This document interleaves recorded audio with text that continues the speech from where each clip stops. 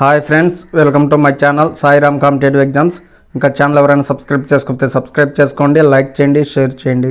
TET TRT పరీక్షలు హడావిడిగా, ప్రభుత్వాన్ని ఉద్దేశించి హైకోర్టు వ్యాఖ్య, వివరాలు సమర్పించాలని ఆదేశం, విచారణ రేపటికి వాయిదా. ఏపీ ఉపాధ్యాయ అర్హత పరీక్ష టెట్, ఉపాధ్యాయ నియామక పరీక్ష టీఆర్టీ డిఎస్లను ప్రభుత్వం హడావిడిగా నిర్వహిస్తున్నట్టు కనిపిస్తుందని హైకోర్టు వ్యాఖ్యానించింది. ప్రభుత్వం గతంలో ఇచ్చిన షెడ్యూల్, ప్రస్తుత తేదీలను పరిశీలిస్తే ఈ వ్యవహారం అర్థమవుతుందని పేర్కొంది. పూర్తి వివరాలు సమర్పించాలని ప్రభుత్వాన్ని ఆదేశిస్తూ విచారణ బుధవారానికి వాయిదా వేసింది. హైకోర్టు న్యాయమూర్తి సోమవారం ఈ మేరకు ఉత్తర్వులు జారీ చేశారు. టెట్ నిర్వహణ కోసం రాష్ట్ర ప్రభుత్వం ఈ నెల 8న, ఉపాధ్యాయ భర్తీ కోసం ఈ నెల 12న వెలువరించిన నోటిఫికేషన్ సవాల్ చేస్తూ హైకోర్టులో వ్యాజ్యం వేశారు. వారి తరఫున సీనియర్ న్యాయవాది వాదనలు వినిపించారు. టెట్లో అర్హత సాధించిన వారు మాత్రమే టీఆర్టీలో పాల్గొనేందుకు అర్హులని, టెట్ ఫలితాలు మార్చి 14 ప్రకటిస్తారని, మరుసటి రోజే 15వ తేదీ టీఆర్టీ పరీక్ష నిర్వహిస్తారని తెలిపారు. సిలబస్ ఎక్కువ ఉండడంతో తక్కువ వ్యవధిలో టెట్ పరీక్షకు సన్నద్ధమవడం సాధ్యపడదని పేర్కొన్నారు. కేవలం 19 రోజులు మాత్రమే సమయం ఇచ్చారని చెప్పారు. మరోవైపు టీఆర్టీ పరీక్ష సిద్ధమయ్యేందుకు సమయం లేదన్నారు.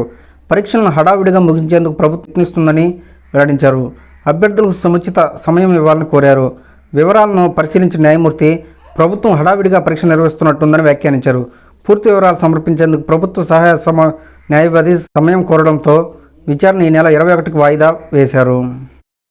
ఎస్జిటి పోస్టులకు బీఈడీ అభ్యర్థులను అనుమతించడంపై నేడే విచారణ. సెకండరీ గ్రేడ్ టీచర్ పోస్టుల భర్తీకి బీఈడీ అభ్యర్థులను ప్రభుత్వం అనుమతించడాన్ని సవాల్ చేస్తూ హైకోర్టులో దాఖలైన వ్యాజ్యాలపై విచారణ మంగళవారానికి వాయిదా పడింది. వాస్తవానికి ఈ వ్యాఖ్యలు హైకోర్టు సీజే ధర్మాసనం ముందు సోమవారం లిస్ట్ అయ్యాయి.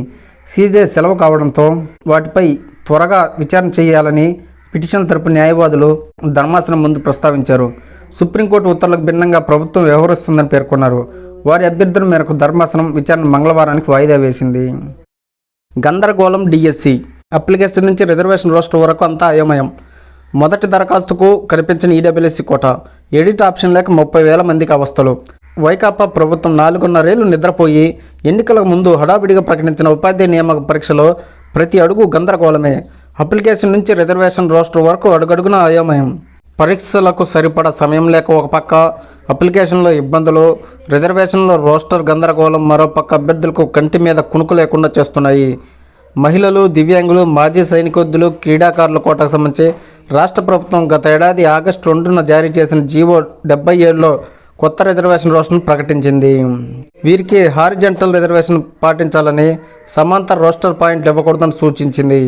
కానీ డిఎస్సిలో train graduation teacher, post graduation teacher, principal పోస్టులకు సమాంతర రోస్టర్ పాయింట్లు ఇచ్చారు. సుప్రీంకోర్టు తీర్పు ప్రకారం రోస్టర్ పాయింట్లు ఇవ్వకూడదని ప్రభుత్వ ఉత్తర్వులు జారీ చేసినా పట్టించుకోకుండా పాయింట్లు ఇచ్చారు. సెకండరీ గ్రేడ్ టీచర్, స్కూల్ అసిస్టెంట్లు మాత్రం కొన్ని జిల్లాలు హారిజంటల్, మరికొన్ని జిల్లాలో రోస్టర్ పాయింట్లు రిజర్వేషన్ అమలు చేశారు. ఎస్జిటి, ఎస్ఎఫ్లకు కొన్ని జిల్లాలు ఒక విధానం, మరికొన్ని జిల్లాలో మరో విధానాన్ని పాటించాయి. టీజీటీ, పీజీటీ, ప్రిన్సిపల్కు పాత రిజర్వేషన్ రోస్టర్ పాటించారు. ఒక డిఎస్సిలోనూ 2 విరుద్ధ రిజర్వేషన్ల విధానం పాటించారు. ప్రభుత్వం పాటిస్తున్న ఈ రోస్టర్ విధానం వల్ల కొందరు ఉద్యోగాలను కోల్పోయే ప్రమాదం ఏర్పడుతుంది. ఎన్నికల ముందు హడావిడిగా డిఎస్సి ప్రకటించిన ప్రభుత్వం ఎలాంటి కసరత్తు చేయకుండానే దరఖాస్తుల స్వీకరణ చేపట్టింది. జిల్లా, జోన్ల వారీగా రిజర్వేషన్ పోస్టులు ప్రకటించాల్సి ఉండగా రోస్టర్ పాయింట్లు వారీగా ఇచ్చుకుంటూ వెళ్ళిపోయారు. దీంతో ఒక జిల్లాలో ఏ పోస్టులు ఎన్ని ఉన్నాయో తెలుసుకునేందుకే అభ్యర్థులు నానా ఇబ్బందులు పడుతున్నారు. వారి సమస్యను విని స్పందించే పరిస్థితి కనిపించడం లేదు. డిఎస్సికి మొదట్లో దరఖాస్తు చేసిన అభ్యర్థులకు ఈడబ్ల్యూఎస్సీ కోటా కనిపించలేదు. కొందరికి పరీక్షా కేంద్రం కనిపించలేదు. స్థానిక జిల్లా మాత్రమే అడగడంతో దాన్ని నమోదు చేశారు. ఈ లోపాలను సవరించుకునేందుకు అభ్యర్థులకు ఎడిట్ ఐచ్ఛికం ఇవ్వలేదు. ఈ నెల 12, 13 తేదీల్లో 30,000 మందికి పైగా దరఖాస్తు చేశారు. ఇప్పుడు వీరందరూ మళ్ళీ దరఖాస్తు చేయాలా, లేదంటే ప్రభుత్వం ఎడిట్ ఆప్షన్ ఇస్తుందనే దానిపై స్పష్టత లేదు. 22వ తేదీతో దరఖాస్తు గడువు ముగిస్తున్నందున అభ్యర్థులు ఆందోళన చెందుతున్నారు. ఉపాధ్యాయ అర్హత పరీక్షకు 3 నుంచి 5 తరగతుల ప్రస్తుతం ఉన్న సిలబస్సు, 6 నుంచి 10 తరగతులకు పాత సిలబస్సు, ద్విభాష పాఠ్యపుస్తకాలను అనుసరించాలని ప్రభుత్వం సూచించింది. డిఎస్సికి వచ్చేసరికి కేవలం టాపిక్స్ మాత్రమే ఇచ్చింది. టెట్కు 20 రోజుల సమయం ఇవ్వగా ఆ తర్వాత డిఎస్సికి 5 రోజులే మిగిలి ఉంది. టెట్ పరీక్షలు ఫిబ్రవరి 27 నుంచి మార్చి 9 వరకు జరుగుతాయి. డిఎస్సి పరీక్షలు మార్చి 15 నుంచి ప్రారంభమై 30తో ముగుస్తాయి. డిఎస్సి పరీక్షలు మార్చి 15తో ప్రారంభమై 30తో ముగుస్తాయి.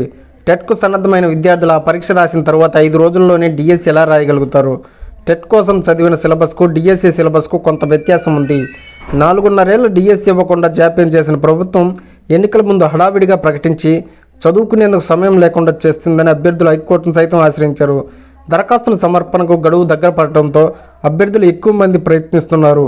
తరచూ సర్వర్ మొరాయించి వెబ్సైట్ పనిచేయకపోవడంతో తీవ్ర ఇబ్బందులు పడుతున్నారు.